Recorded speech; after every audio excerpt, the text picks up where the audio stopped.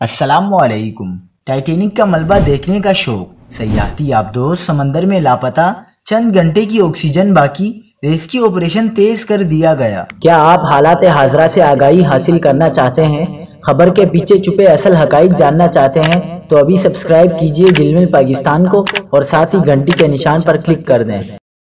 آپ کو بتاتے چلیں کہ لاپتہ آبدوز کی تلاش میں پیش رفت کینیڈین طیارے نے زیر سمندر آوازوں کا پتہ لگا لیا۔ ٹائٹینک کے ملبے کا نظارہ کرنے جانے والی آبدوز جنوب مشرقی کینیڈا کی سرحد پر غائب ہو گئی۔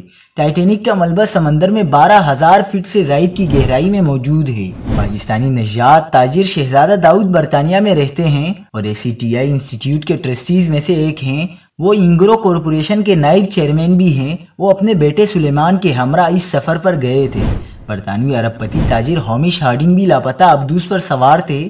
لاپتہ آبدوز کی تلاش میں امریکہ اور کینیڈا کے بحری جہاز اور طیارے حصہ لے رہے ہیں۔ سرچ آپریشن میں شریک کینیڈا کے طیارے کو ٹائٹینک ڈوبنے کے مقام پر آبدوز موجود ہونے کے اشارے ملے ہیں۔ سمندر میں ہر 30 منٹ بعد آوازیں سنائی دی ہیں۔ سرچ آپریشن مزید تیز کر دیا گیا۔